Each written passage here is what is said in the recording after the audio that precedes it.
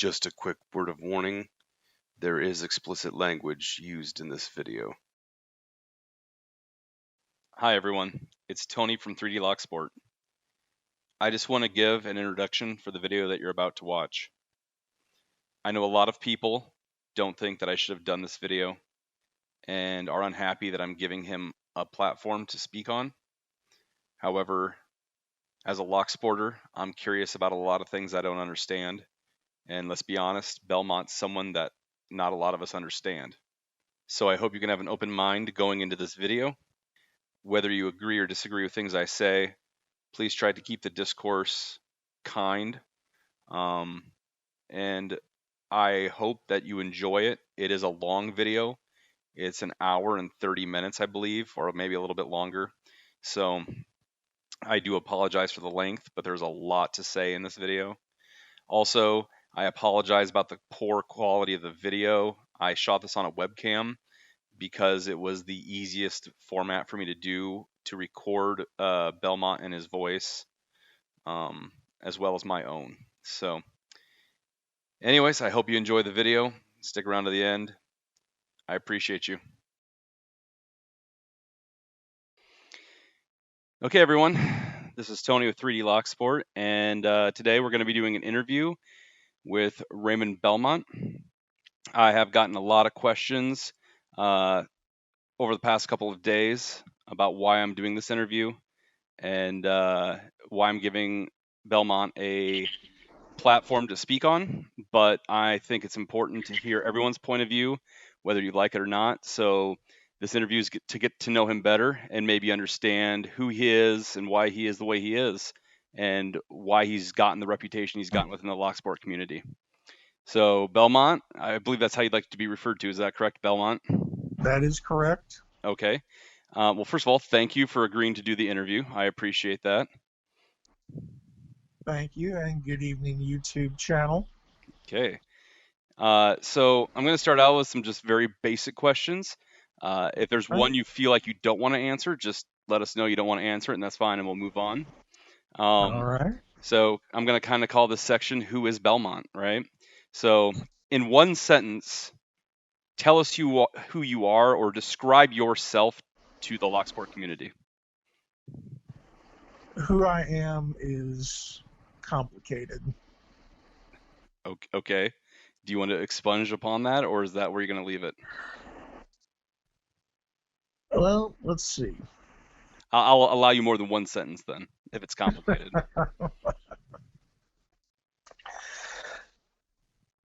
I am someone who is not really defined by any one or two things. Because to many people, I'm going to be many different things. Okay, so we're going to play the dark and mysterious path instead of just kind of saying more about yourself? Well, not exactly dark and mysterious. Okay, maybe a better word is vague.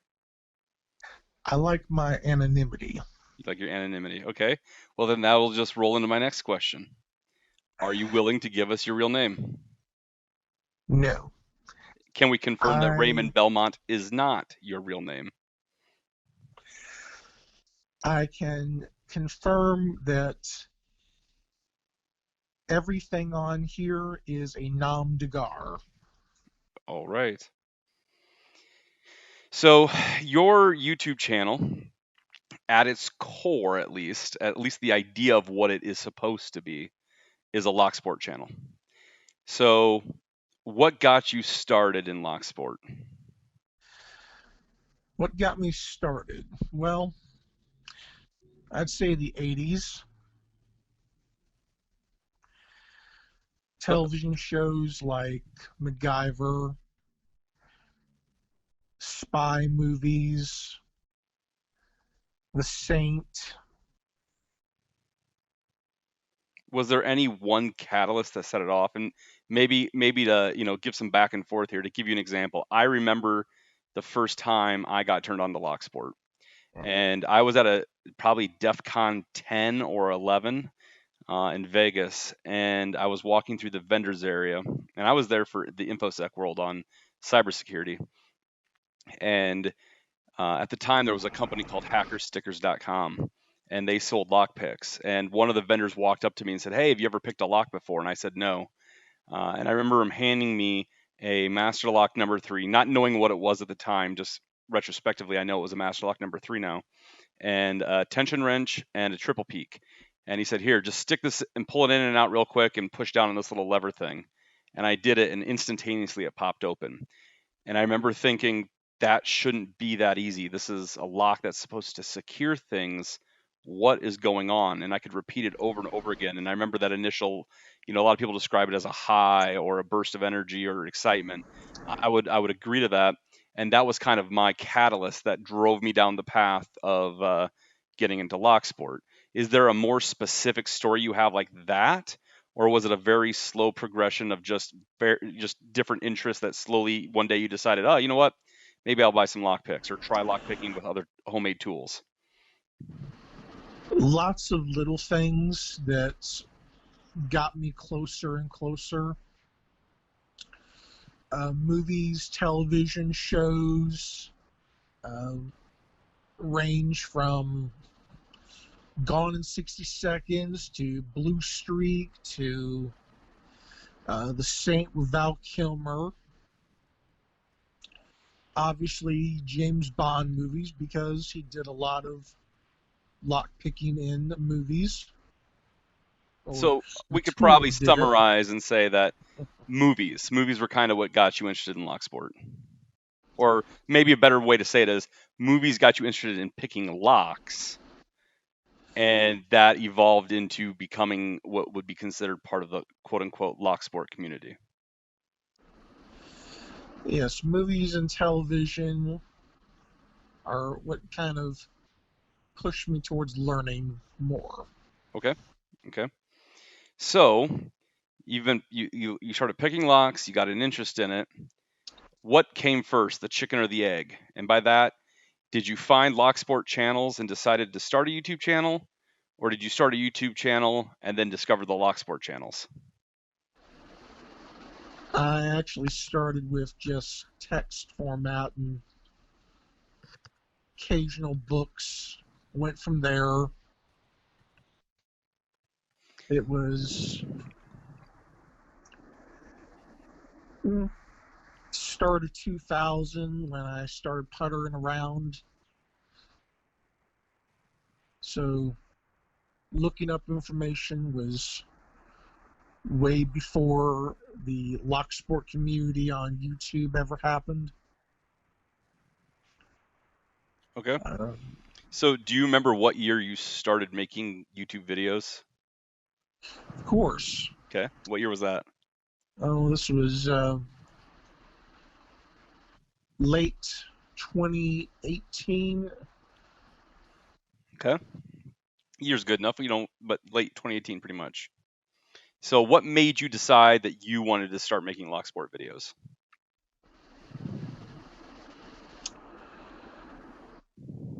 Bought a couple of items off Wish. I tested them out, tested out the tools,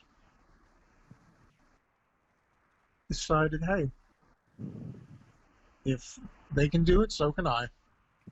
Okay.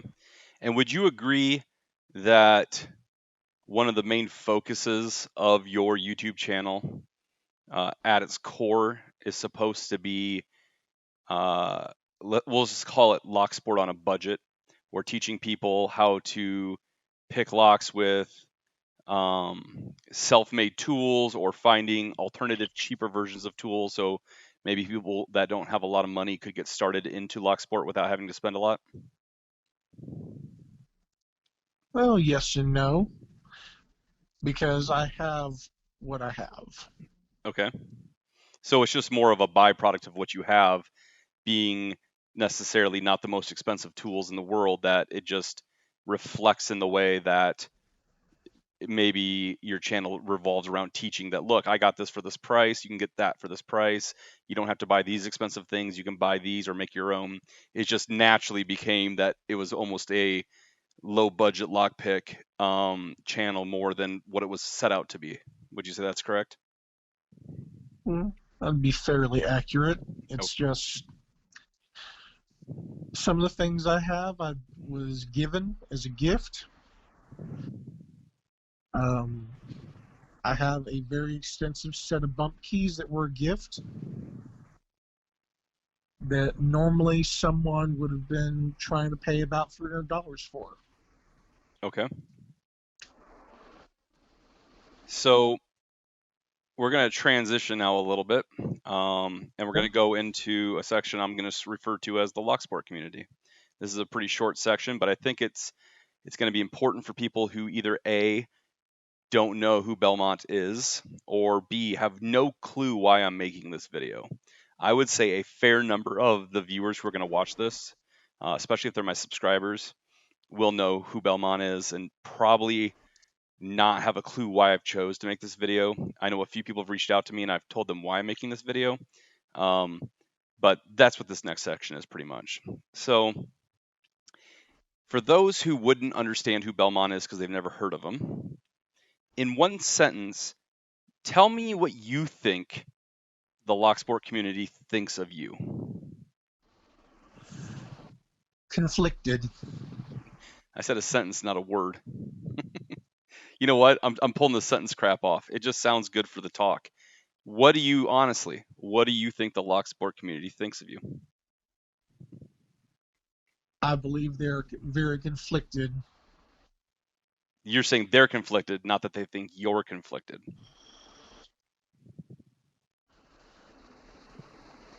Well, people, are going to be having their own opinion.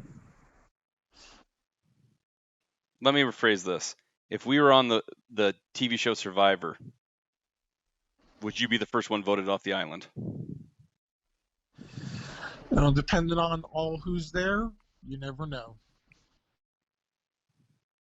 Okay, so your view isn't that you are a, I'm trying to think of the nicer word to use here, the unpreferred YouTuber of Locksport.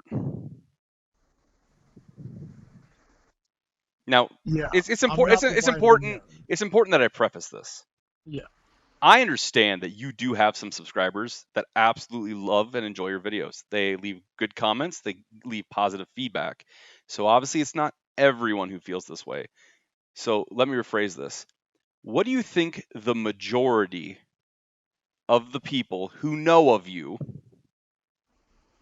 feel about you? Well, let's see. I don't really subscribe to what people's personal opinion of me really Well, is. I get that, but that's not the question. I'm not asking you to give the philosophical or the moral or your personal concept of what you should and should not give credence to. What I'm asking you as a generalized notion, if you had to explain it to someone who's never been in this community, what would you say that the general overall view of Belmont is? Hated, pretty much. Okay. So that's a simple answer. Yep. No, I appreciate the simple answers over philosophical and, running around in circles, kind of trying to be, I don't know what the proper word is here, but you probably know it better than me because it's exactly the word I'm thinking of, trying to use big words to sound intriguing. Simple words is all I'm looking for here. And all I want and expect from the interview is an open and honest interview. And I think we're going to have a lot better results. So, and I'm not saying you're not being honest. I'm just saying, let's just keep it as simple and kind of to the point so people understand what we're trying to get across here. Fair enough. Okay. Do you understand why the Locksport community has shown so much hate towards you and your YouTube channel? Like at its core, you have a basic understanding of why people are that way. Now, of course, you say of course. However, I have a feeling that the reason you think they're against you is different than might be why they really are. So what is the reason you think they're actually against you? I'm blunt. I'm direct. I speak my mind. It's not always going to be popular, but it is what it is. So as much as I agree with all that, do you not also believe that part of the reason is because, I rub people the wrong way. well, Yes. it's more than that. It's more than that. It's, you don't have to strike an enemy to have an enemy, right? You can be kind to your enemy. You And they'll still can, hate you. Yes. yes, correct. But my point is I think most Locksporters in the community would agree that you're not kind. And I don't mean that as rubbing them the wrong way. I mean as far as, I mean, we're adults, so saying words like this sounds, counterintuitive, but the easiest and, simplest terms I can put it in is bully. And not just bully, but like straight up mean. Like calling people out by name for very either dumb reasons, I'll say, or not even dumb, but nonsensical reasons. Like there's no point in doing it. There's no real, so what? Like who cares about that? But yet you take the time to call them out on it. So you understand that there's more than just rubbing them the wrong way, that sometimes you go beyond what would be considered being controversial or being aggressive. You sometimes you're just straight out mean. And I understand you might see that as being unfiltered, and I can buy that. I can buy that you see it as being unfiltered. But do you see how some of the things you've said in the past and some of the comments you've left could just blatantly seem like you're doing it for no other reason than to be an asshole? Yeah, of course. Okay, so you're aware of it, because I think self-awareness is very important, especially in this situation. So this next section I'm going on to is called personal/touchy things. This is the first section I'm coming to that I'm letting you fully choose to skip over if you want to, because Lay it on me. it touches on a personal level. So you've said in the past that is it Taku or Teku? How do you pronounce it? He used the handle Taku, Taku of Mayhem, but correct? his name was Steve. Steve, but it was Taku of Mayhem was pretty much his handle. Is that correct? But he'd shorten it down to Taku. Yeah, that's the handle. Sure. Okay, so Yeah, you've said in the past that Taku of Mayhem was your mentor. You've talked a lot about him in your videos. He's the one that made you all the bum keys. Is that correct? And he gave those to you as a gift. that's correct. Okay? And I know that he passed away during COVID due to depression. Would that be a fair assumption to say it that way? That is correct. Okay. And that's not something I really want to get into and touch basis more on in this video, because it really has nothing to do with this video. However, I do want to touch on something related to this. If I'm misremembering, please correct me. But I recall in one of your comment section videos of one of your videos, and I don't know if you're specifically talking about the bump keys you got, that if I recall correctly, that it was Taku's son who came and left a comment on your video. And the way I recall it is that he maybe didn't see you the same way his father did. And he made comments along the way that he felt like you were a negative influence to his father and or taking advantage of his father. Am I remembering this correct, or did that comment never exist? Yes, his son did feel that way. Okay. So I went back before this interview to try to find that comment, and I couldn't find it in any of your videos. So did you delete those comments? No, unfortunately, I did not. So did he delete them? That does seem likely, because comments from his father are missing on my channel as well now. Okay. So there are quite a few videos that still have Taku's comments on them. So it's possible that some were deleted and some weren't. I'm just verifying that. I honestly was just trying to see if you didn't seem like the type of person to mind backwards comments towards you. So I thought it was awkward that it felt like some of the comments might have been deleted. So you're saying you did not delete those comments. They were deleted by the poster only. That would seem the most logical. But I guess I'm going to ask you directly, did you delete them? No. Okay, perfect. That's all I have on that then. So moving on to the next section. This next section is going to be super brief. It touches on the Reddit belt ranking system. You made an entire video about this. You made an entire video against the Reddit belt ranking Yeah, system. I recall. Yep. And for those not familiar, reddit.com/r/Locksport has a belt ranking system where you can pick a lock on video, and starting early, like just to get your white belt, you can pick a clear lock, and then there's a whole ranking system that goes up based on the difficulty of the lock you pick. At higher levels, it goes into making a challenge lock, and then even higher, it's giving back to the community by helping mentor someone. And creating custom tools. There's a lot of different rules. If you're interested, you can go to reddit.com/r/Locksport. But pertinent to this video is you said that the ranking system was a judgmental system, that it wasn't good because it made, I don't want to say makes people feel bad, but that the people running it didn't have the right to judge you or cast judgment upon you and issue you ranked belts. Do you still feel that way, or is your opinion of it changed? I still feel the same way. Okay. Do you play any video games at all, or have you been a video game player in the past? Yes, I am a gamer. Okay. Have you ever played like Counter-Strike or Call of Duty or anything along those lines, first person shooters? Yes, I played a few FPSs. Okay. And almost all FPSs have something built into them, which is a ranking system, which what it does is it puts you in the same category as other players based on your performance, how well you play the game. The more you play it, the more you learn the maps, the more you get better with aiming and strategies, the higher your ranks go, so that you can compete against other players at your rank, so you're not destroying lower ranked players when they first enter the game.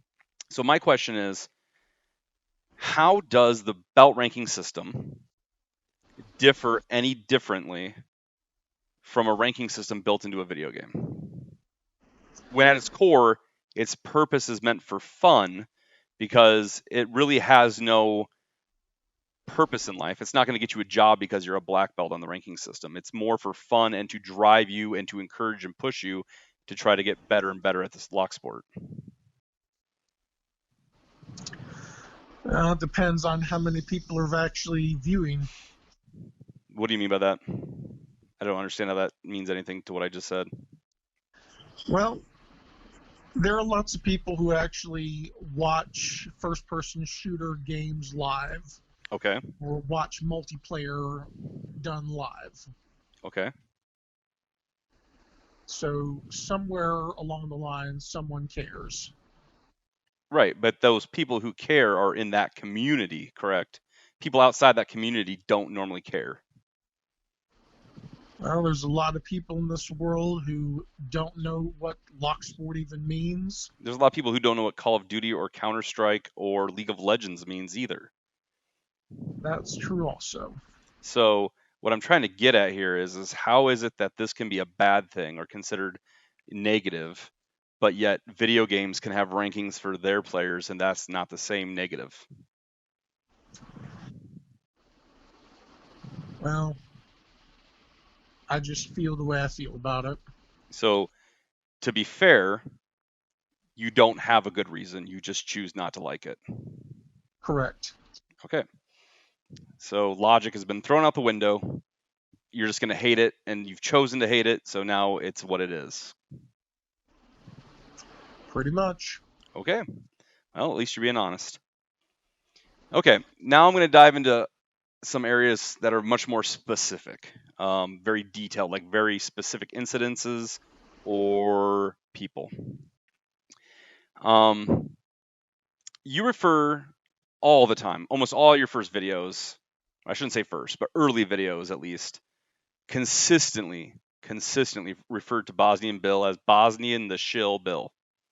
You've made many claims that the reason you feel that way is that pick brands are charging or paying him to talk fondly about specific brands. But then as soon as something happens and he no longer gets paid, he switches brands. And anyone who's watched him for a long enough time knows he has. He was a big Peterson supporter, and then he switched to using multi-pick. And he also gives away free Sparrows tuxedo sets all the time.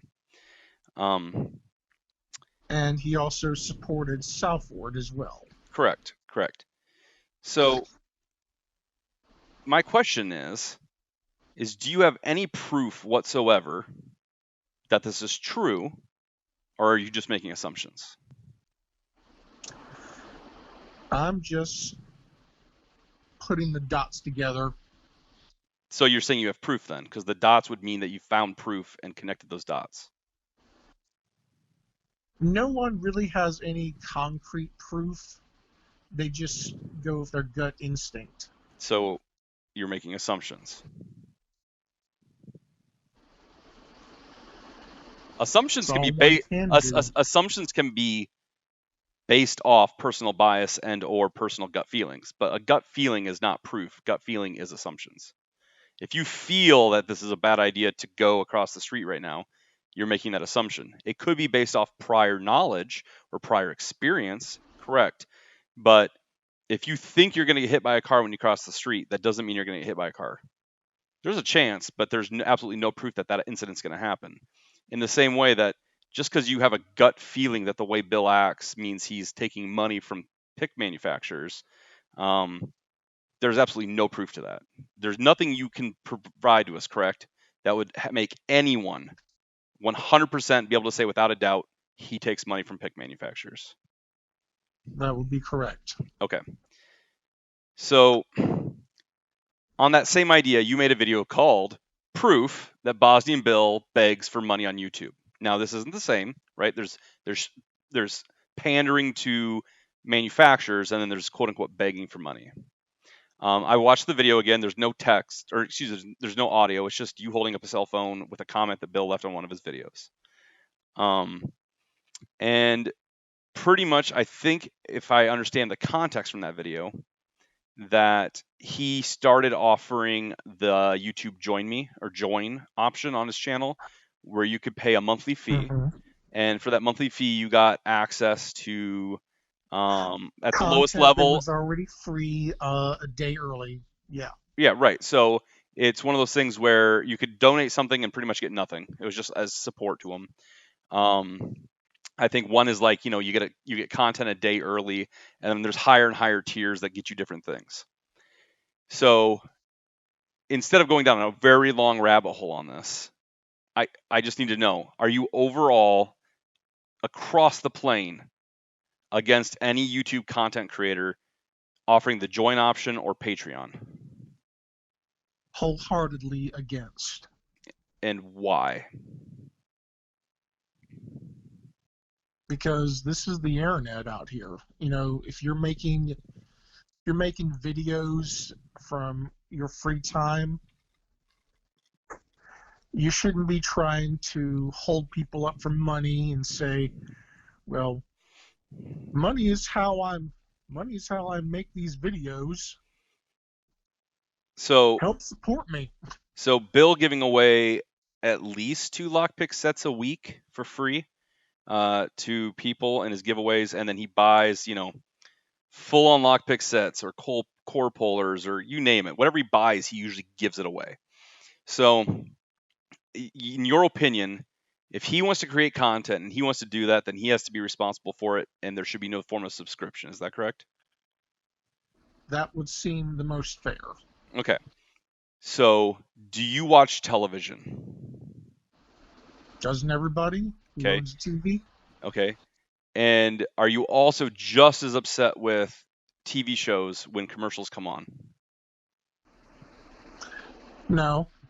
Are you also upset in movies when there is brand placement?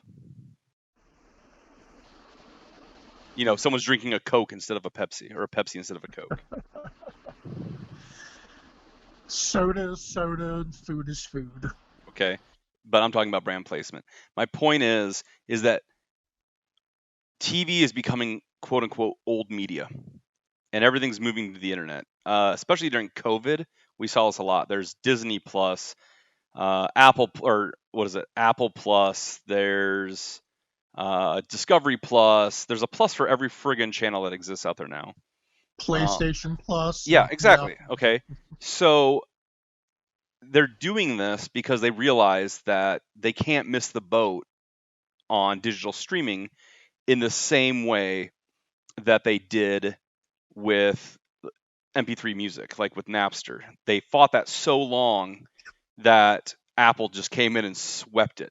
They said, "Screw it, we're selling the music." Had the music industry at its core jumped on board and said, "Yeah, this is a good idea. Let's start selling online," iTunes may never existed, because it could have already been owned by the record labels. So you see more and more major corporations, so like Jimmy Fallon, I can't remember his name now. The British dude who does the other late TV show, James. I can't remember. Anyways, long story short, major networks, ESPN, other companies that are huge are now adding their videos to YouTube. Okay. So they have major backing to make shows for YouTube. Specifically, they make content for YouTube, and they have commercial backers doing this, who can support them. Why is it expected that someone like Bosnian Bill, who provides, and you may not enjoy him, but that's not the point, right? There's certain late night TV show hosts I don't like either, but there's obviously a lot of people who do like Bosnian Bill. Why should he, who in theory he's producing a full show, he's coming up with a concept, he's framing the shot, he's recording it, he's doing giveaways. Why is he any more or less capable of asking for money from supporters, aka advertisers? It could be advertisers, it could be supporters, to do this, to help fund him to continue to provide an entertainment value to them.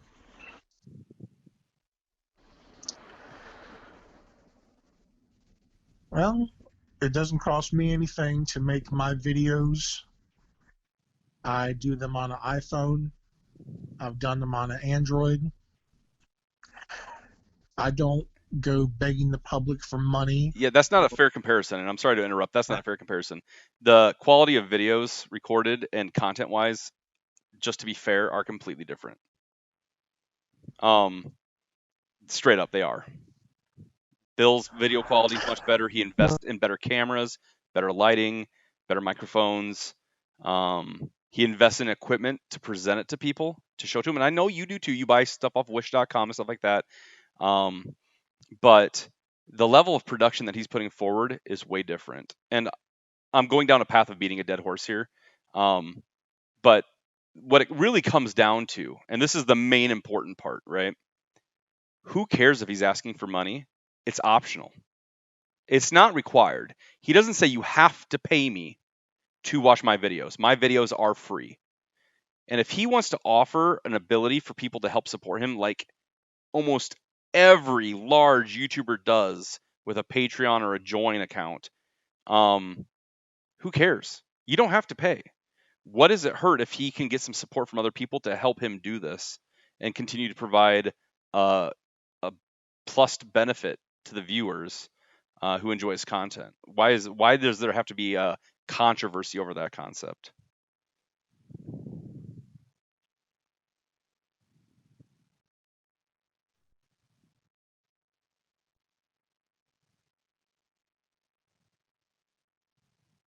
Are you thinking, or did I lose you?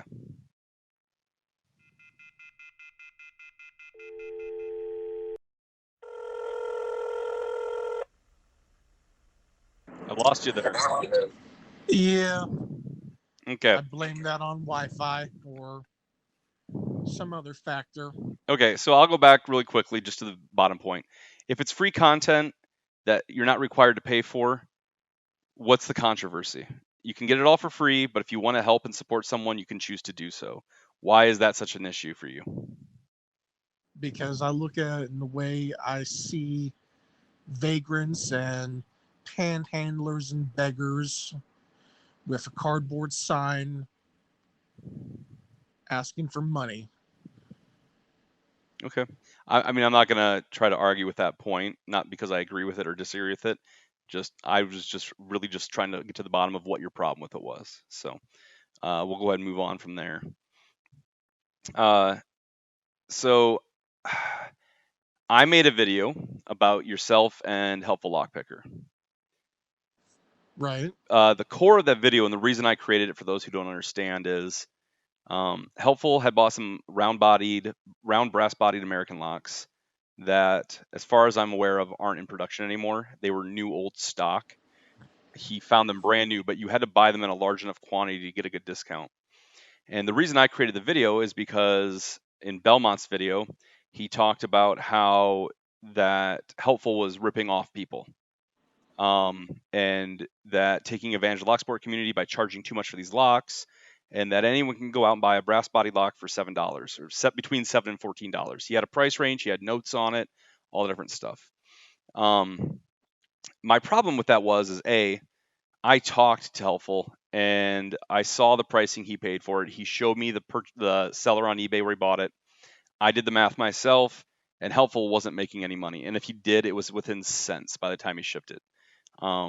Just due to the fact that his actual cost was being passed on to you guys and to the buyers who bought it from him. And most of the Locksport community saw it as a benefit to the community or a service to the community. Yet you seem to have a massive problem with it, claiming that he was ripping everyone off. So two questions, I guess, overall. All right. Do you understand how you were wrong in your video because you were not comparing apples to apples? Yeah, I do understand how I was wrong. Okay, so you understand that. Would you come forward now and say you were wrong and Helpful was not taking advantage of the community? Yes, I can admit that I was wrong about that particular branch. Okay, fair enough. I appreciate you owning up to that. So we can move on from that. I just wanted to cover it. I figure if I didn't cover the fact that I've done a video on you in the past, it would make no sense not to cover it in this interview. So, Of course. so you have called out very specific YouTubers in the Locksport community for numerous reasons. More recently, you've called out YouTubers for not making videos often enough. What was your thinking behind that video? Like, when you decided you were going to make this video, what was your thought process and reason for making it?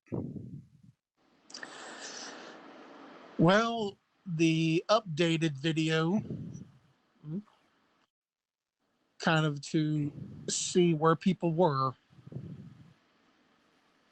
So, are you trying to say that that video wasn't supposed to be calling people out for not doing enough, and that you were just informing the community about the last time people made videos, like a table of contents kind of concept? Is that what you're trying to say?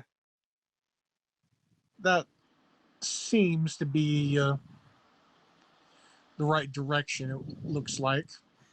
I mean, to be fair, I don't think it's I think it's an easy out for you to say it seems that way. Because from an Well, outside perspective looking in, I get to say it seems that way because I don't know. But you made the video, so you absolutely know. There's no seems. You should know the reason you made it.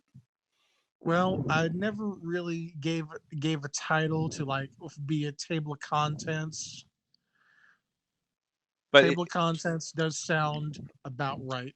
if you go back and listen to that video, you absolutely hear the condensation, or not condensation. You're putting down people, condemning them for not doing videos enough. Is that fair? That would be fair. Okay, so it wasn't really an update to inform people about who's making videos and who's not. It was more of a video to call people out for not making videos enough because you think they should be doing more.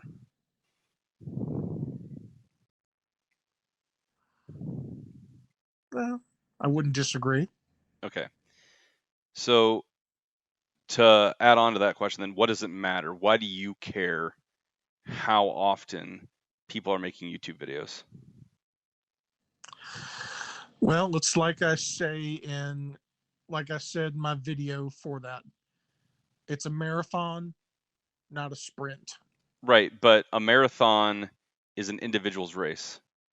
How fast someone crosses the line has nothing to do with how fast you cross the line. So again, it's the same question. Why does it matter to you?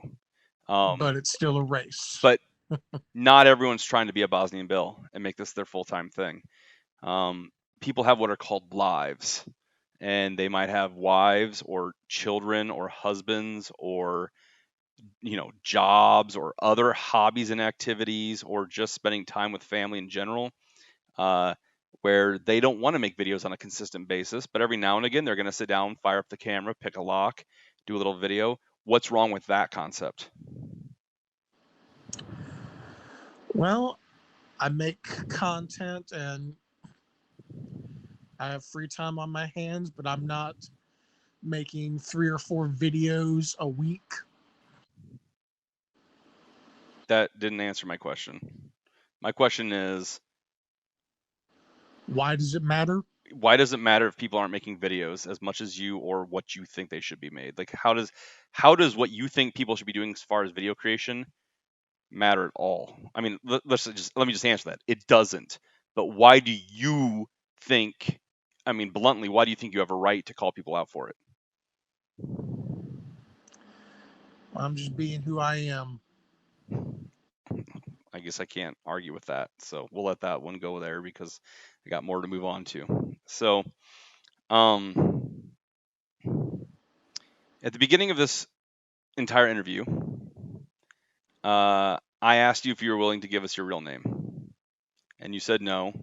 And your reason for doing that was you value your privacy. So would you say that your privacy and who you are is important? Like like keeping your privacy and who you truly are known from everyone else, that's something that's very important to you and you value that. Yes. Um, so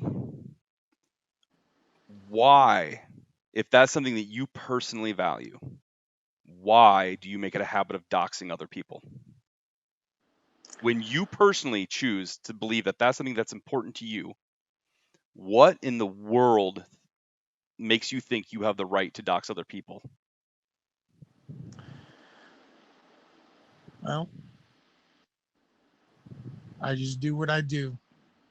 That's not a fair answer. I'm not going to let you go that easy on that answer. That's a bullshit answer. You literally just told me at the beginning of this video that you value your privacy, Yes. but you don't care about other people's. So it's important that yours gets valued. And let's admit, if someone doxed you, you'd be very upset about that. There are people who actually know who I am. Right, but it's not widely known because they're not out doxing you. And if they are, they're either doing it because you're doing it and it's like stop or I'll dox more. But you make a habit, an absolute habit of doxing people. It's almost your power trip. And anyone who's watched your videos knows it is. You'll come out and say someone's YouTube name, also known as blah, blah, blah, who does this for a living, blah, blah, blah, who lives in this city and state, blah, blah, blah.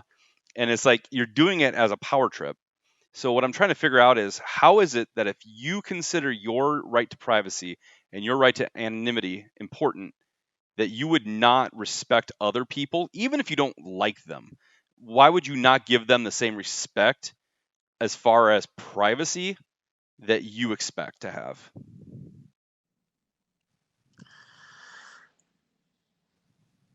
Well, I don't really have a straight answer for that. So you do it because you want to be an asshole to them? I mean, that's the only reason I can see you would do it. You're doing it to either show off that you know this information, to scare them or concern them that you're releasing this information, or to, at its core, a power struggle, to feel like you have some power over them because you know who they really are? Which one of those is it then? Because it's got to be one of those. That's the only reason I could see someone who values something so dearly shit all over it for other people. A little shock and awe. That's not shock and awe. Shock and awe is not blatantly doxing somebody. That goes up. Everyone on the internet agrees that doxing someone is above and beyond shock and awe. Especially someone who has chosen not to reveal their face, their name, their location, personal information. It's different. Me? Yeah, fine. My name's Tony Varelli. I never hide it. I go under the hacker alias Bite Stealer on a lot of my InfoSec stuff. I run a company that's called 3D Locksport that sells 3D Locksport stuff to the community. I do web design and marketing on my full-time job. These aren't things I hide because I've chosen to be open with those. But what I don't understand is when you're not choosing to be open with your information, what goes on in your head that makes you think, oh yeah, I should tell everyone this information about other people, when I personally would be pissed if it happened to me?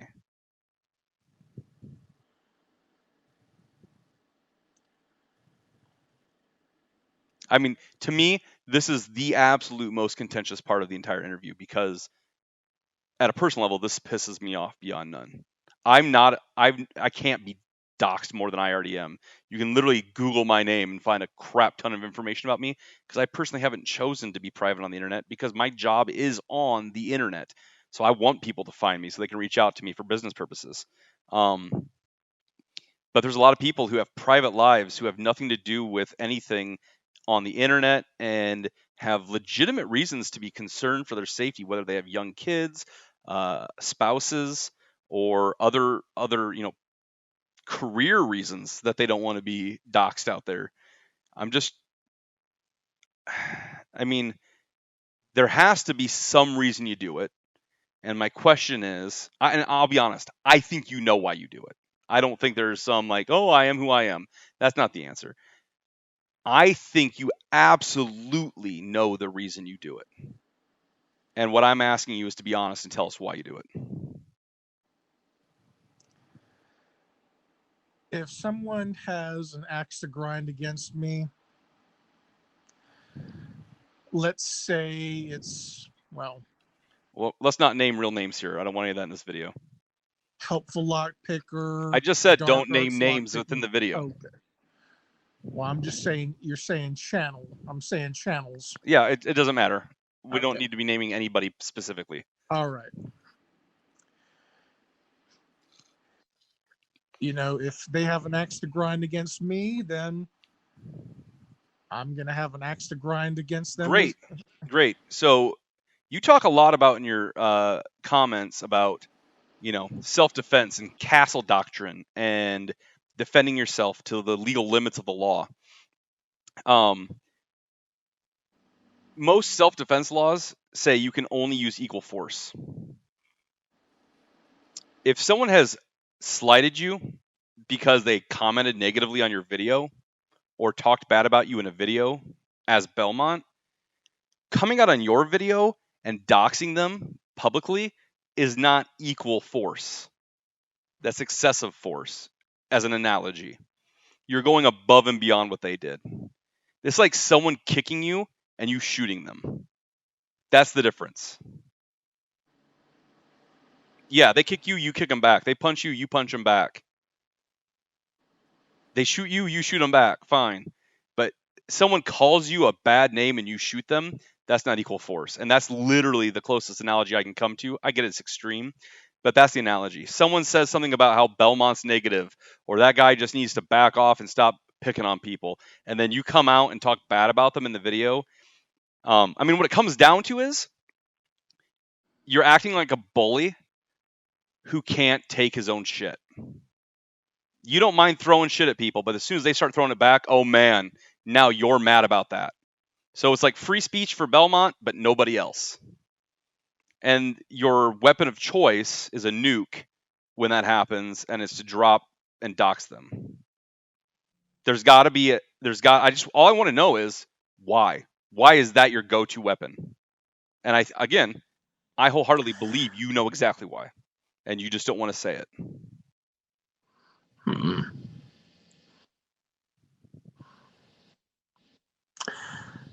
Well, I go to the extreme. Okay. Well, I'm not gonna get what I think is what the reason is, so we'll move on from it because I'm being a dead horse. So, as I said before, there's a ton of people you've doxed. There's a ton of people you've talked negatively about. I get that some people have called you out for your stuff, but let's be honest. You do it for the shocks. You're an ass to people because you want to be talked about, and you go along the lines of the concept of any publicity is good publicity. If you can't be famous, let's be infamous. That's the path you're down. We know that now. And there's no one here, including yourself, that would disagree with that, correct? That's accurate, yes. Okay. So again, there's many individuals that you've spoken negatively about, talked bad about, said one thing or another about.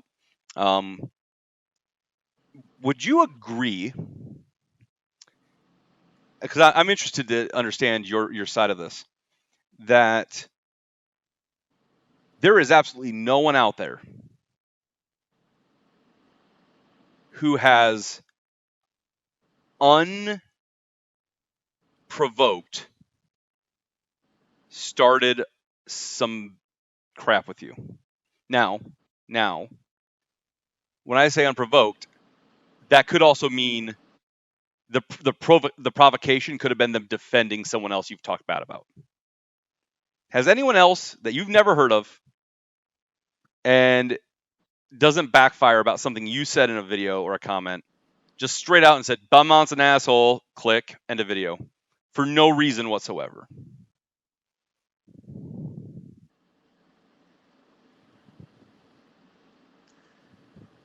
Yes, I've been called an asshole, and I've been called much worse. Not unprovoked, though. That's what I'm trying to say. No one's ever just come out with a video, not knowing who you are, watched one of your videos, and been like, you're an asshole. That unless it was a video you talking negatively about someone else. My point is that you're starting shit with people who are only defending other people.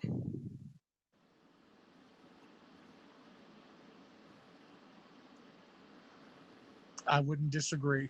Okay. So, okay.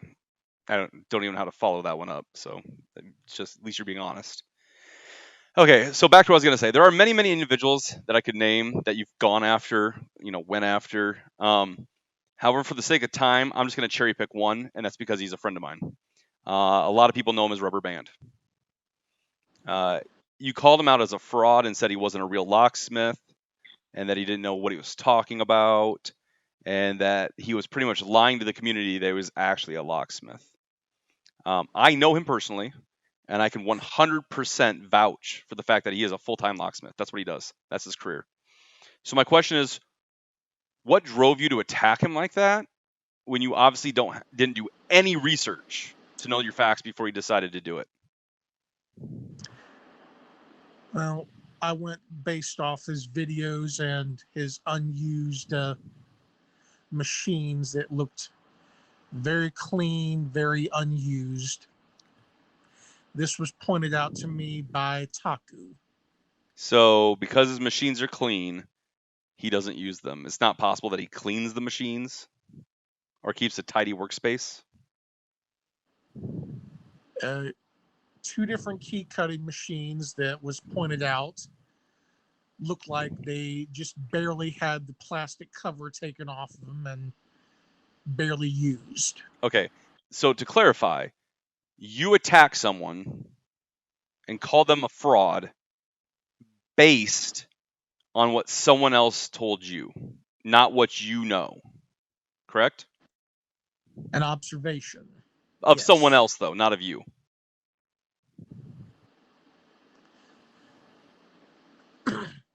I remember the incident, and Taku had asked Rubber Band a few points of reference on something, and Rubber Band really couldn't give a straight answer to him. And he tried to bullshit his way through. And according Taku called him out according on to that. Taku. Yeah. Okay, but for the rest of us, we don't know Taku. I don't know Taku. So I don't know his legitimacy as a locksmith. I can only trust what you tell me. So what you're telling me is I have just as much right to make a video, and I wouldn't do this, obviously, he's passed away. I'm not going to be an asshole and go down this road. But if he was still alive, I would have just as much right to make a video calling him out as a fraud and that he doesn't know what the hell he's talking about. He's asking all these stupid questions to my friend who's a locksmith. And my friend's telling me these questions don't make any sense, and a locksmith would never ask these questions. So obviously, because of that, he's not a locksmith, and he's a fraud. And me doing that would absolutely be in the same vein of what you did. And I'm assuming somewhere deep down inside, me even saying those things slightly infuriates you. That I would be saying that about a friend of yours. And I believe you when you say he was a locksmith and he knows what he's talking about. But the thing is before I would ever take the time to make a video about someone like that, I would do more research, especially on his Twitter page. You could find a lot about him. Maybe you're not on Twitter; it doesn't really matter. But the point being is, there's enough evidence there to prove that he is a locksmith. There's company names that he's posted, that he works for, his business that he runs. So I think I'm just trying to point out overall that you do not do what I think you claim to do, which is enough research before you make your videos and try to call people out and put them down.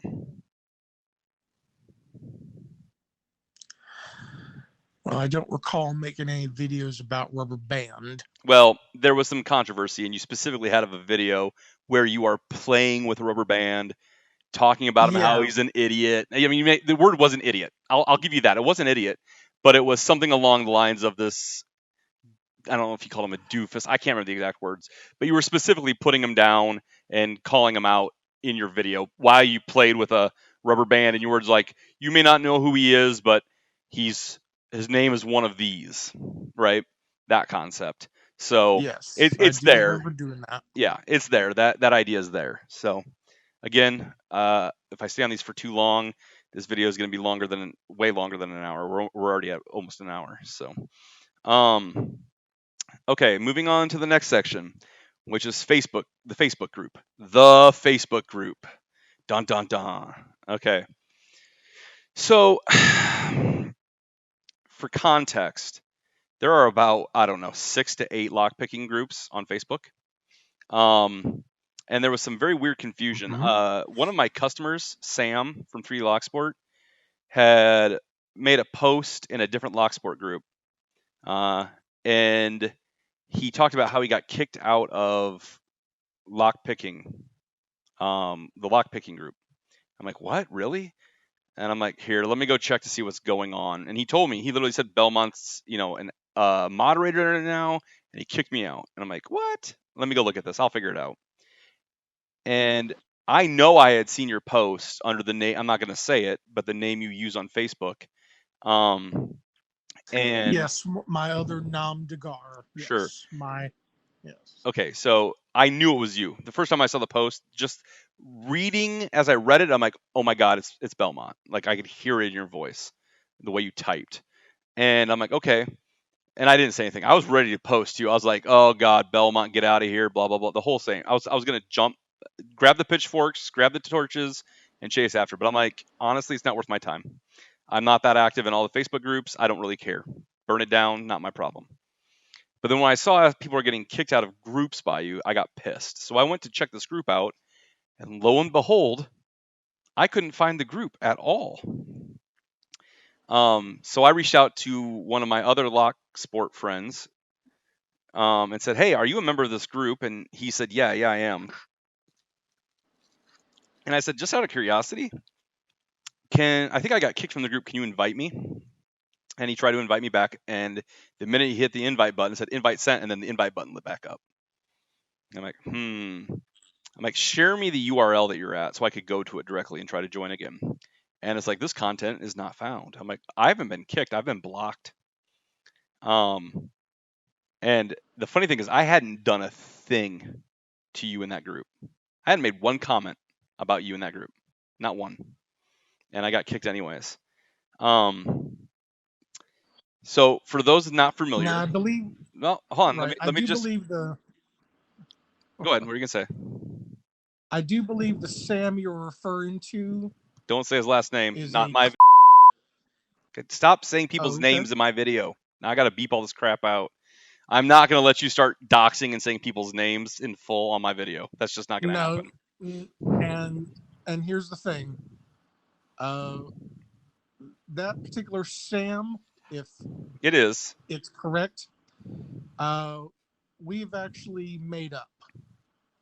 I'll have to do a follow up for the ending of this video to see what he says about that. I believe you. I would like to hear his story on that and how that went.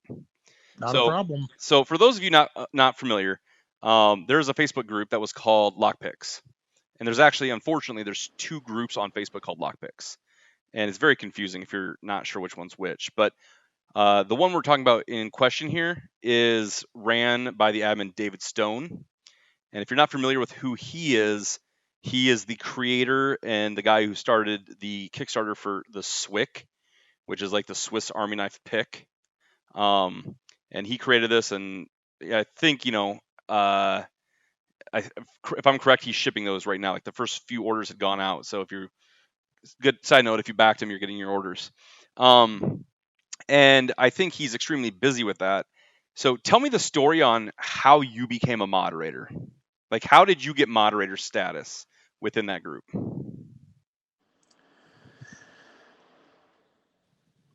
As a member, I put myself out there. I put my knowledge out there. Several posts. I mentioned becoming one a few times. Sometimes it was unheard. So did you message him directly, or did he reach out to you finally? He reached out to me. Okay, so you were made a moderator in the group. Great. So through the friend, I got screenshots of your posts. So that's how I even know most of this. But pretty much, you made a post that, in retrospect, done with the proper tone, would have been a good post. Asking people, like, let's try to be more active. Let's try to, contribute to the group more, help share your knowledge. All things community should do.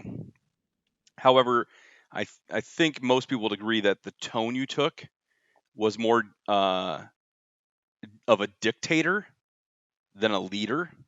A leader would make suggestions. A dictator tells you what to do. And it was very clear that you were telling people that, like, I expect this if you want to be a part of this group. And if you don't meet these requirements, you can find the door.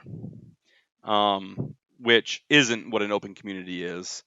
And, then you started to proceed to kick out members that you had prior disagreements with who had done nothing to you in this group. And I only know this for a fact because I was one of them, who had made no comments whatsoever in the group against you, who didn't call you out for being who you are, but you just seemed to go through the member list and go, oh, I know that person, I don't like them, kick. I know that person, I don't like them, kick. And as someone who says they love to speak their mind, and someone who feels that you should be able to say whatever you want to say, how do you justify silencing other people's opinions when you feel you have the right to spew yours? Yes, you're right. I did what I did. and because I had a previous beef with them, or they had a beef with me, or there was a standing beef. Yes. So would you say you Do let? I Would you say? do I feel Oh, sorry. Go ahead. do I feel justified in the end? Not really. So you would I admit was that what you being did was wrong. Yeah, and I was being petty, but So other would you people were. agree that the power of moderatorship went to your head?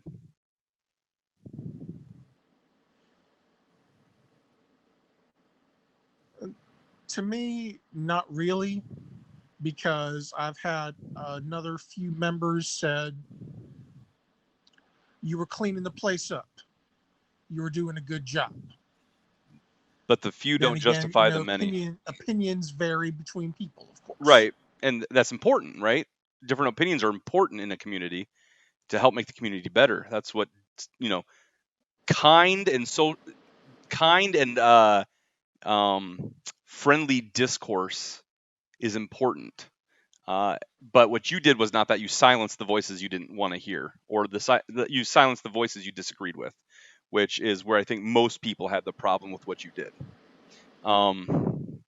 So, anyways, moving on from there,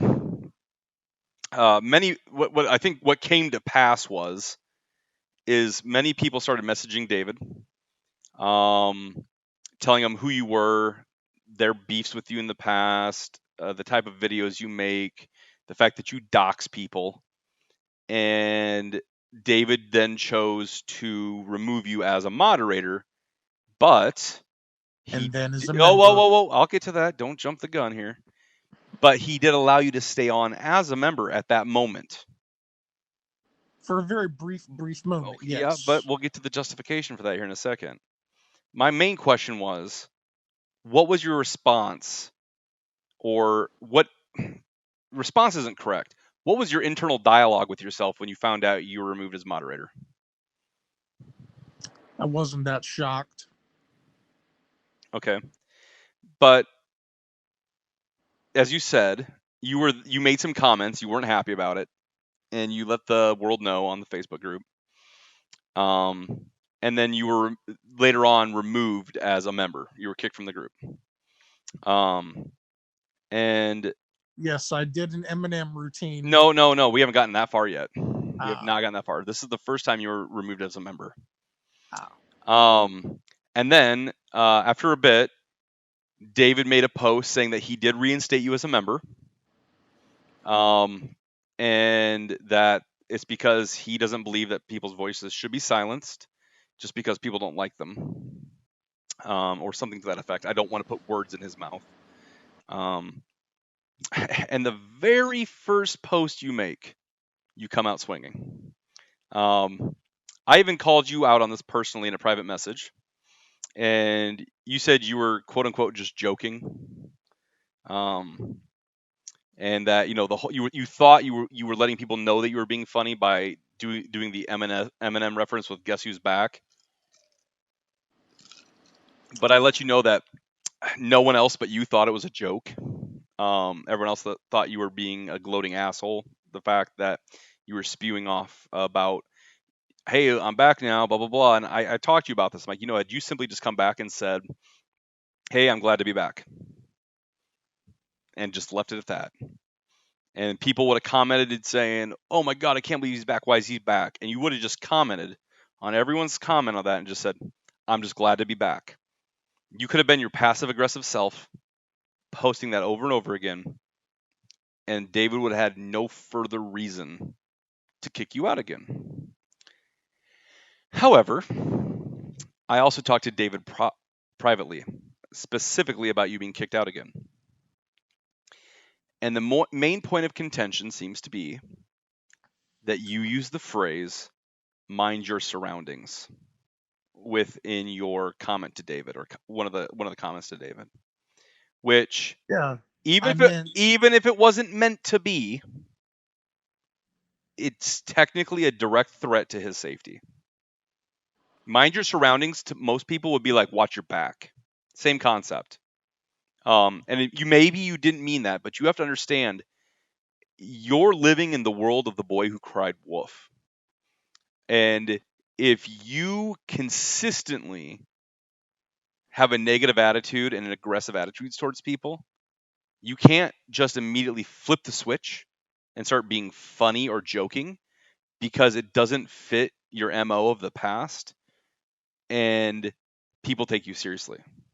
Especially when in other comments on other people's videos, you've said things along the lines of, you wouldn't be stupid enough to come to my house. I live in a state that respects castle doctrine, and I'll defend my life and myself to the greatest extent of the law. Which, at its core, is, hey, I agree. I believe that you should be able to defend yourself, but the way you were saying it, and when someone wasn't directly, they might say, "Where do you live?" or "Where are you at?" or "I'm coming over." I get what you're saying, and I don't agree with what they said in that context either. But your direct comment to them was, "You come here, I'll kill you." That's what it was. Whether you meant it seriously or not, that's what your statement meant. So when you have a history of saying stuff like that, and then you say mind your surroundings, you can't expect that person not to think that you have the same intent. You're right, Tony. It is all about context. Correct. Context matters. So, anyways, and when I told him, mind your surroundings, he now suddenly gave a shit about his group.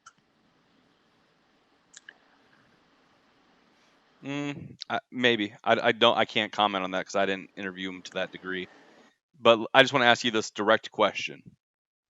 When you said that, were you knowingly intending as either a false or passive or real or aggressive? Was it intended to be a threat to David? No threat at all. What was its intent then? You have a group of 2,000 members. Just mind your surroundings. The people who you bring in as members, they see what goes on. They might not necessarily be speaking, but they're aware if they choose to be. That can influence them into staying or leaving or branching off and creating their own groups, which I I'll get actually to. did. I'll get to that. Okay. I mean, my main overall question is, did you knowingly intend to threaten David? And you're saying no, you didn't. No. Okay. So after this incident, you were again removed from for everyone who doesn't know, since there was 2 lockpick groups, David decided to rename the group to the name of his website, which is picklocks.com.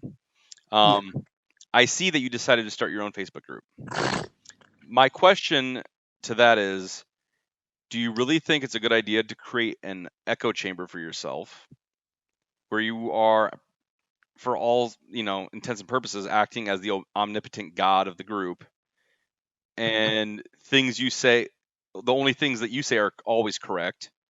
It just seems like when you're trying to be part of the Locksport community, or any community for that matter, it's important to allow other viewpoints so that you can reflect on input of others. Well, I haven't been using my group as an echo chamber. Okay. But let's say that there were, I'm not naming names, but I know you can think of quite a few names that you have had very long-term disagreements with. Grudges, yeah. Yeah, okay. If those people were to join your group, would you allow it, or would you just straight out say, nope, not in? I'd have a conversation with them first on Messenger To see where they what really degree? stand. But what if they said, I'm going to be part of this community. I don't care if you're the admin. As long as you don't say stupid shit, I won't say stupid shit.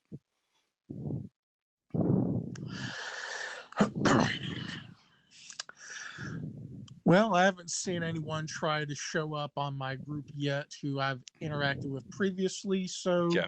Well, then we'll just drop the hypothetical then, because again, we're going long on this video. right. Okay. So I'm just gonna kind of rewind on some things here to try to bring this to a close. Okay. Again, I was personally kicked from the group by you. However, a Yes. friend who is still in the group sent me some screenshots of some of your posts in that group, and I found it odd. A lot of your posts were educational and actually helpful. I read through some of the posts he sent, and I'm like, wow, he's actually posting okay information in these Facebook posts. He's not acting, and again, you're under a different name, so I'm like, I know this is Belmont, but in these specific posts I'm talking about, you're not acting like, I'll say, the character of Belmont. Okay. And don't get me wrong, in a lot of your posts after the fact, you straight Belmonted the shit out of them. And yeah, I think we might turn Belmont into a verb, or an adjective, like you Belmonted that. But I If just the found it. time comes and that actually shows up in a dictionary, It'll show up on Urban Dictionary. Maybe. if Anyways, if it shows up, I'd chuckle a little bit. I found it odd that there was such a 180 from you, and there were a lot of comments on your Facebook posts that were positive. Which is also why I branched off in the end after I Right. was. And I noticed that you didn't join the group under the name Raymond Belmont. And I say all this to explain why I first reached out to you about this interview. I saw what I considered to be a different side of you.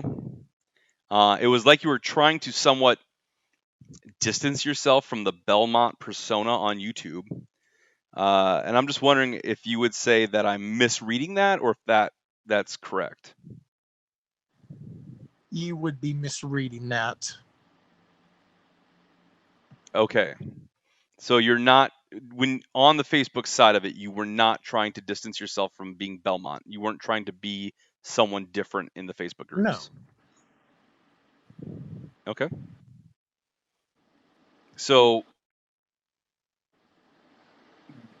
I guess that makes sense when later on you became, I guess, your old self within the posts. Some people may not know this, but when I messaged you about doing this interview, you called me on the phone. Correct. I think you said the first time you did it, you were calling my bluff, because I said, call me anytime. And I think you called me at like 3 or 4 o'clock in the morning. Now, to Right everyone out, after you posted on. yeah, to everyone out there, Yeah. I posted. I was up late that night working, and I posted at that time. And he called me like 15 minutes after my post. I literally just gotten back from the office, pulled in the garage, and I'm like, hey, cool, thanks for calling, but I'm going to bed. We're going to have to reschedule this call, which we did. So we rescheduled that call, and I think we actually talked either right under or right over 3 hours, I think, which is a very long conversation. Yeah. And to be blunt, I got to know a Belmont that doesn't seem like the hated asshole that most Locksporters know you as. During that call, I called you out on a lot of your bullshit that I pretty much talked about in this interview. I called you out on a lot more on that phone call that I did in this interview. But I went into even greater detail, even touching on personal things in your life. I made some assumptions, which you said a lot of them were correct. And you said something at the end of that call that I thought was important for the Locksport community to hear. And it was kind of after me asking you this, I felt like, and again, I might be misinterpreting this, and please be open and honest if I am. I felt like you were leaning towards, at least from the Facebook group, in our this is mostly, again, for everyone watching this, this isn't publicly out there. This is from our private conversation we had. I felt like you deep down would like to turn over a new leaf and try to start again within the Locksport community, making actual helpful videos and being a part of the community. But you feel like you've done so much bad and so much hate within the community that you've dug yourself such a deep hole, it's easier just to keep digging than try to climb out.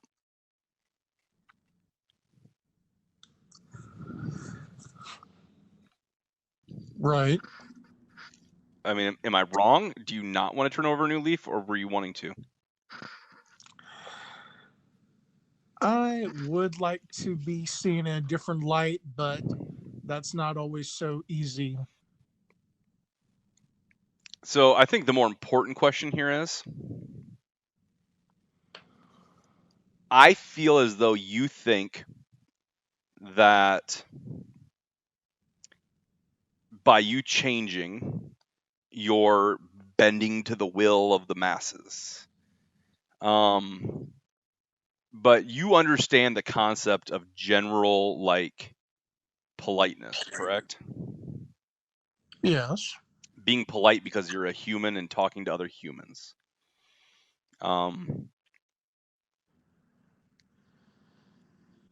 I guess, long story short, to be blunt with everyone on this phone or everyone on the video, at the end of that phone call, we were talking and you straight up told me you wanted to turn over a new leaf. You wanted to be seen in a new light.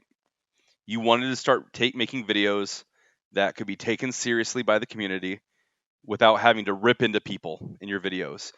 Getting rid of not necessarily the Howard Sternness of yourself, but just literally being a good contributing member to the community. What I'm hearing tonight is that that's probably not the case anymore. Well, actually, I am trying to turn over a new leaf.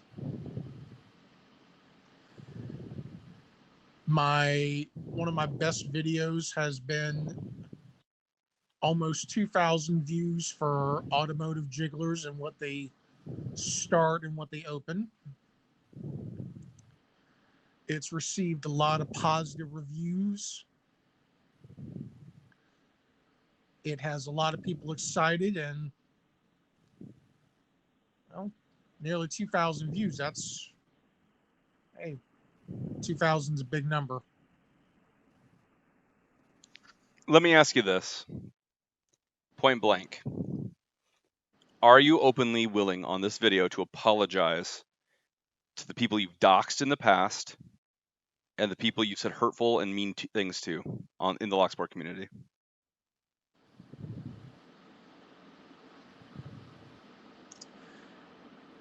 I'm willing to admit that I was wrong to a certain extent. Yes. So no, your answer is no then. Because an apology with a but or to or with any form of attachment or, precedent or something like that, that's not an apology. An apology is either yes, I realize what I did was wrong and I'm sorry for what I did, or it's not an apology.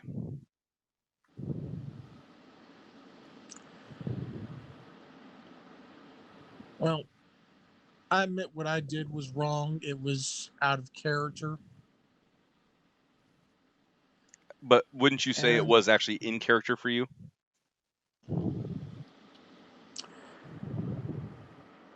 well, I did what I did. I can't exactly click an undo button now, can I? That's correct. But you are saying that you are sorry to the people who did the things you said to them and the people you doxed.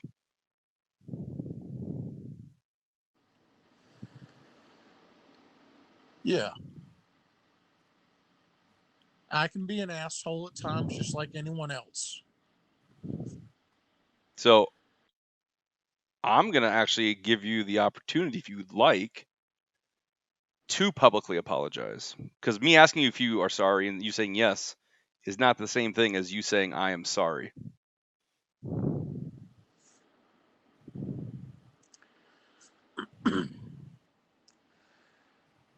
Well, that is what I pretty much just did, but fair enough, Tony. To the Locksport community members who I've had beef with,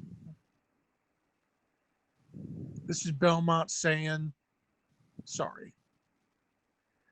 let's try and put it water under the bridge. Let's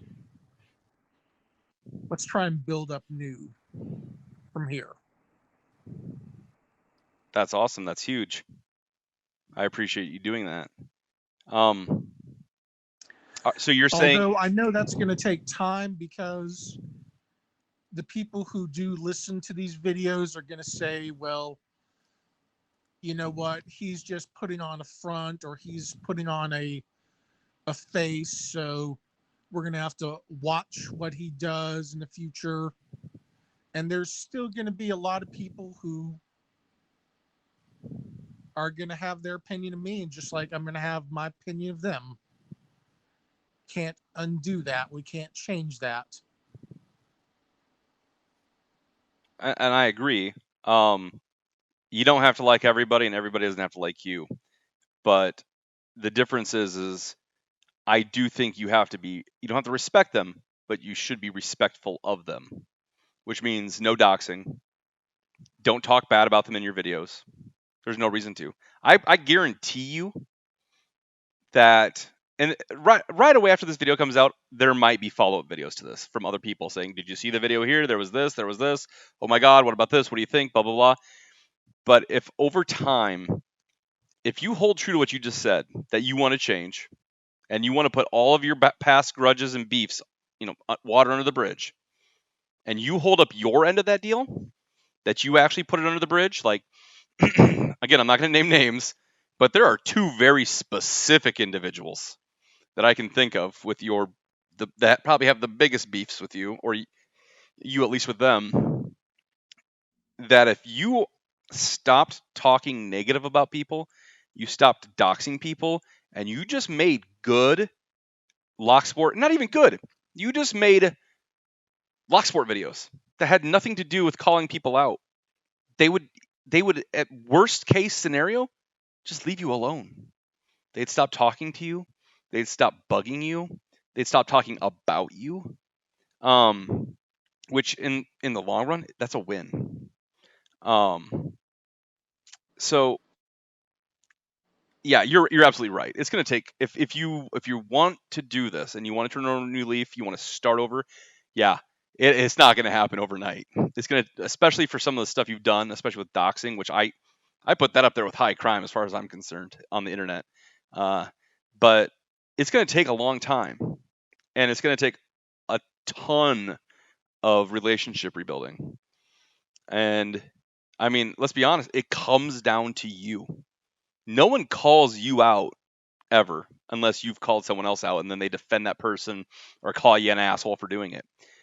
So if you literally just started making videos and didn't call people out, didn't dox people, didn't worry about what other people were doing in their world, then I see no reason that this can't work, that people can't, for the people who can't forgive you, fine. But they're also not going to have anything to talk about if you're not being negative. They'll just move on, and Belmont will go to the back of their head, which should be a good thing. For those who are willing to give you a second chance, which I'll be honest, I think some of the shit you've done in the past is shitty. Horrible, horrible, shitty things. But as far as I can tell, you haven't had a second chance yet. This is the first second chance.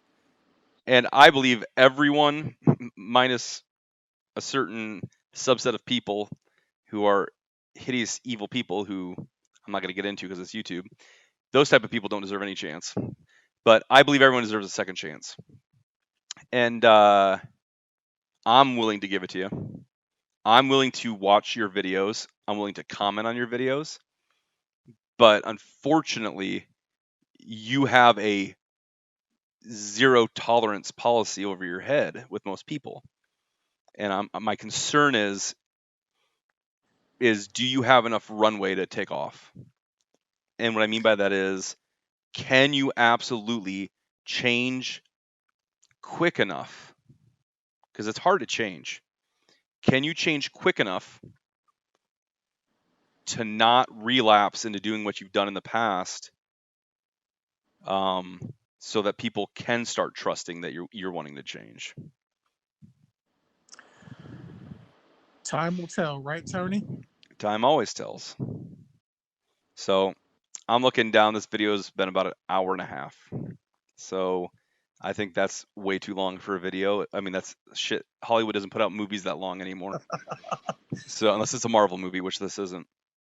So I'll be honest. Marvel movies are about 2 hours and 30 minutes Yeah. now. So listen, Belmont, I wholeheartedly and honestly, I appreciate you doing the interview.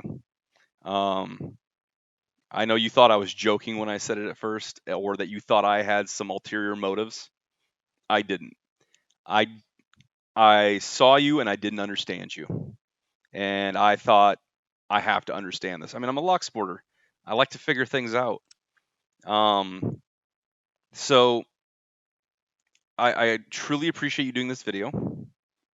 I appreciate. I'm going to give you the benefit of the doubt and assume that your apologies were heartfelt and sincere. I can't. I have no proof to the contrary, so you get full benefit on that, and I appreciate you doing them. I think that's gonna mean a lot to a lot of people. To some, they'll blow it off that you're full of shit, but that's their problem. And like I said, I personally am willing to give you a second chance. I can't tell what other people are gonna do, but you've never cared what people thought about you in the past, so don't start now. I will say that as much as I've enjoyed this interview, I really hope you do change. I really do hope you turn over a new leaf and can start being a contributing member to the community. I get it. You're still going to be, corrosive and rough to some people. It's just that's your personality. You can't change who you are, but you can learn to be more compassionate and concern yourself less with other people and their business. And pretty much what I'm trying to get at here is, as long as you try, I'll continue to support and comment on videos. And hopefully I won't have to make another negative video about you in the future. I would love at some Appreciate point. that. Yeah, I would love to do a follow-up video down the road here. Say, 3 to 6 months down the road, when we have enough time to see how things went. I'm hoping it's a wow, congratulations, look at your channel grown. People are appreciative of the content you're putting out, and not a, well, you proved all your haters right that you fucked up, because that's possible. But like you said, only time will tell, and I'm hoping it tells a good story, not a bad story. So I've taken a ton of the time. I've done a lot of the talking. So I'm going to end with this. Thank you for doing the interview. I do appreciate it. And I'm going to give you the floor here if there's anything you want to say before we sign off on this video. And I'm going to let Belmont have the final word here. Well, YouTube channel, this is Belmont saying, stick around. Awesome. Okay, everyone, thank you for watching. I appreciate it. Have a great night. And, it's up to you. You can choose to give a second chance. I encourage a second chance for everyone. But I can't force the hand. It's up to everyone. Again, thanks a lot for watching. I appreciate it.